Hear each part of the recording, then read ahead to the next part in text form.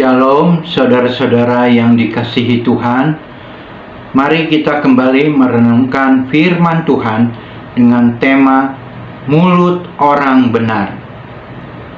Perkataan adalah salah satu sarana untuk mengekspresikan hati, mengungkapkan pikiran, serta berinteraksi dengan lingkungan di sekitar kita.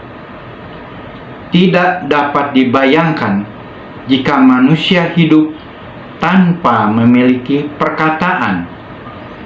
Dunia pastinya akan menjadi sunyi tanpa keluhan, teriakan, makian, hujatan, atau bahkan sekedar obrolan santai di meja makan. Perkataan memiliki aspek penting dalam kehidupan manusia, khususnya dalam berkomunikasi, di mana untuk menciptakan komunikasi yang berkualitas tentunya harus mengikuti norma dan etika yang baik, sehingga terjalin persahabatan, penghiburan, serta kekuatan, dan bukan perselisihan, permusuhan, bahkan percideraan. Dalam Yesaya 50 ayat 4, Tuhan Allah telah memberikan kepadaku lidah seorang murid, supaya dengan perkataan aku dapat memberi semangat baru kepada orang yang letih lesu. Setiap pagi ia mempertajam pendengaranku untuk mendengar seperti seorang murid. Berbicara tentang perkataan sepanjang 1 dekade ke depan, kita harus lebih memperhatikan perkataan atau mulut kita. Dalam Mazmur 34 ayat 14, jagalah lidahmu terhadap yang jahat, dan bibirmu terhadap ucapan-ucapan yang menipu. Apa yang dinyatakan oleh pemazmur ini juga diulangi oleh Rasul Petrus dalam 1 Petrus 3 ayat 10. Siapa yang mau mencintai hidup dan mau melihat hari-hari baik, ia harus menjaga lidahnya terhadap yang jahat dan bibirnya terhadap ucapan-ucapan yang menipu.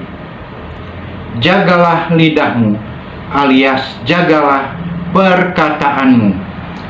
Sampai 2 kali pernyataan yang sama diulang, memberikan indikasi kepada kita bahwa hal ini adalah sesuatu yang penting.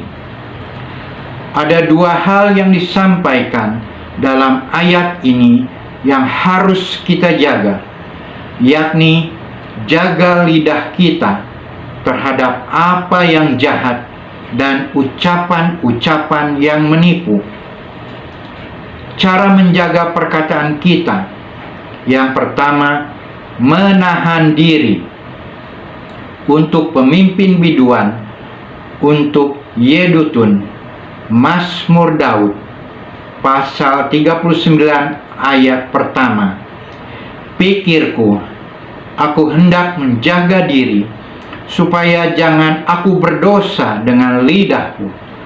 Aku hendak menahan mulutku dengan kekang, selama orang fasik masih ada di depanku.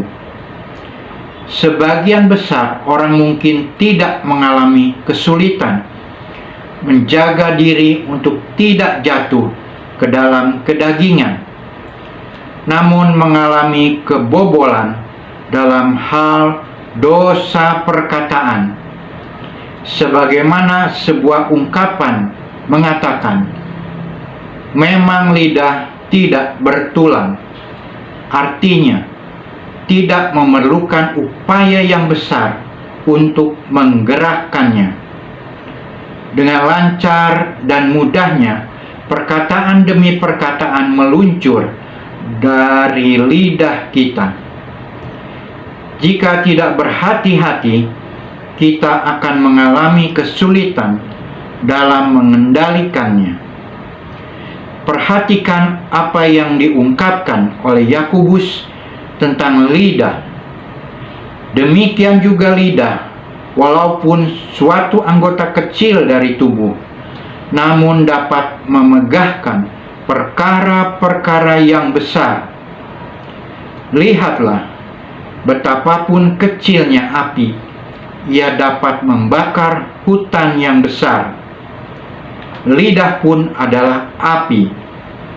Ia merupakan suatu dunia kejahatan dan mengambil tempat di antara anggota-anggota tubuh kita sebagai sesuatu yang dapat menodai seluruh tubuh dan menyalakan roda kehidupan kita, sedang ia sendiri dinyalakan oleh api neraka. Dalam Yakobus 3 ayat 8 berkata, "Tetapi tidak seorang pun yang berkuasa menjinakkan lidah. Ia adalah sesuatu yang buas, yang tidak terkuasai, dan penuh racun yang mematikan." Betapa luar biasanya lidah kita. Hal ini harusnya menyadarkan kita bahwa dosa perkataan atau dosa lidah bukanlah sesuatu yang main-main.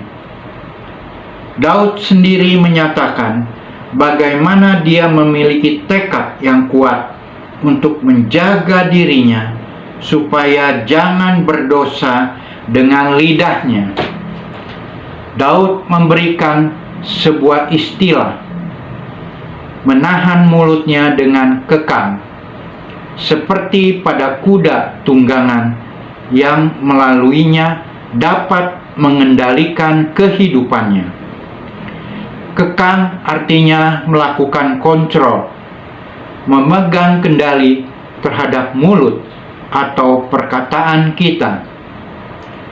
Memang bukan sesuatu yang mudah, tapi juga bukan merupakan hal yang mustahil. Dengan pertolongan dari Roh Kudus, kita pasti bisa. Yang kedua, menyadari bahwa semua perkataan kita diketahui oleh Tuhan. Dalam Mazmur 139 ayat keempat, "Sebab sebelum lidahku mengeluarkan perkataan, sesungguhnya semuanya telah Kau ketahui, ya Tuhan." Perkataan merupakan ekspresi hati dan ungkapan dari apa yang kita pikirkan. Tuhan melihat kita jauh ke lubuk hati kita yang terdalam. Ia mengetahui segala motivasi hati. Mungkin orang lain dapat kita bohongi dengan perkataan manis dan lembut yang sesungguhnya hanya sekedar kemasan yang membungkus hati yang busuk atau pikiran yang jahat. Namun Tuhan tidak dapat dibohongi. Mengapa orang jatuh ke dalam dosa perkataan? Berbohong, melakukan tipu daya, mengutuk, memaki, perkataan munafik, dolak-dalik. Selain karena mereka termakan dengan sakit hati serta menuruti emosi yang meledak-ledak atau motivasi mencari keuntungan sendiri dari penderitaan orang lain. Secara spiritual, karena mereka tak menyadari bahwa Tuhan mengetahui semua perkataan kita sebelum lidah kita mengatakannya. Setelah kita mengetahui hal ini, sudah seharusnya kita berpikir sebelum berkata-kata. Apakah perkataan saya ini adalah sesuai kebenaran atau mengandung kebohongan dan tipu daya? Apakah perkataan saya melukai perasaan orang lain? Dan yang terutama adalah, apakah perkataan saya mendukakan hati Tuhan?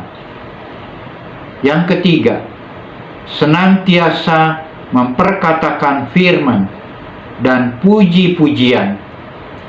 Dalam Mazmur 35 ayat 28, dan lidahku akan menyebut-nyebut keadilanmu, memuji-muji engkau sepanjang hari.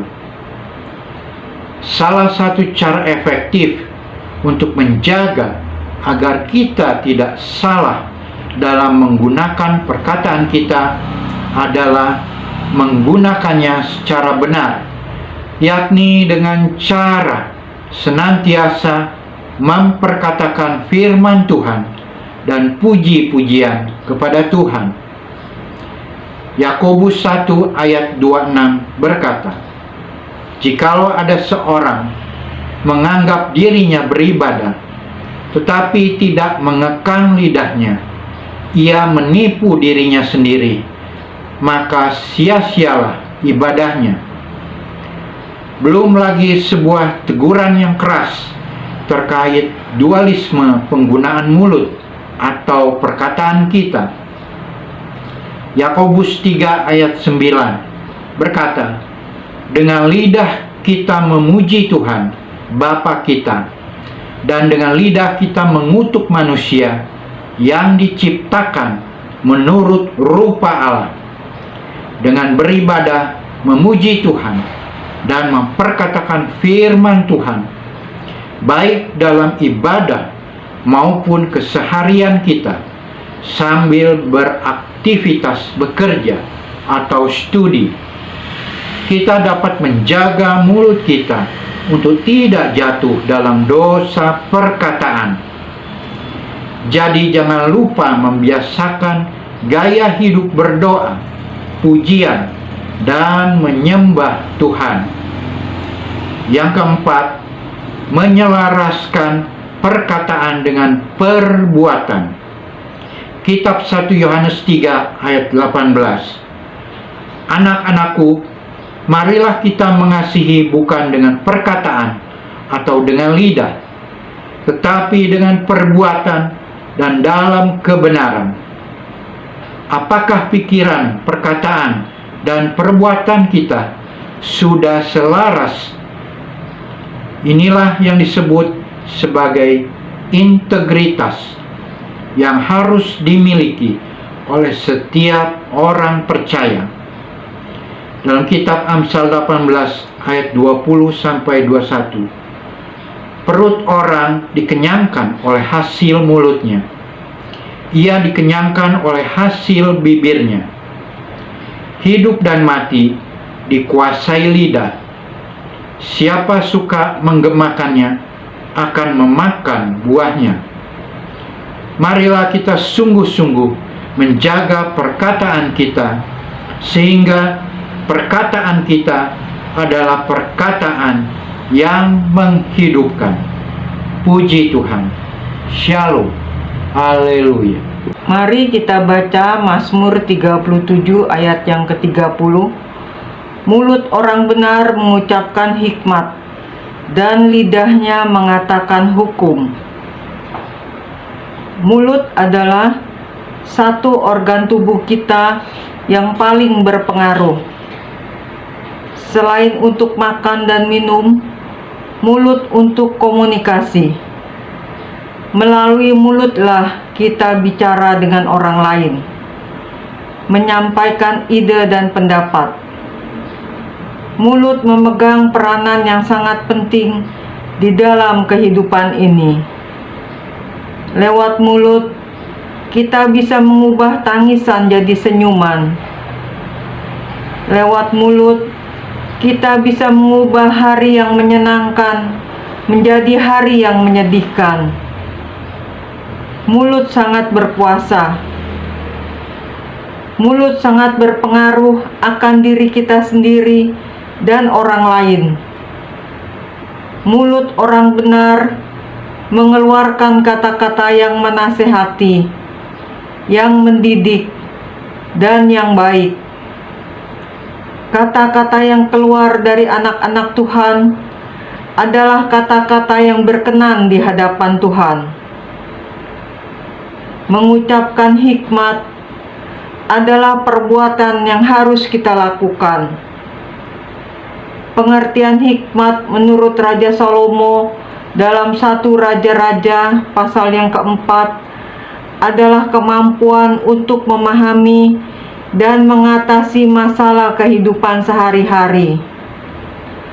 Allah menganugerahkan hikmat kepada Raja Salomo sedemikian rupa, sehingga sebelum dan sesudah dia tidak ada orang yang seperti Raja Salomo. Tuhan mengaruniakan hikmat kepada Raja Salomo dalam berbagai aspek kehidupan. Hikmat adalah cara pikir yang sejalan dengan kehendak Allah.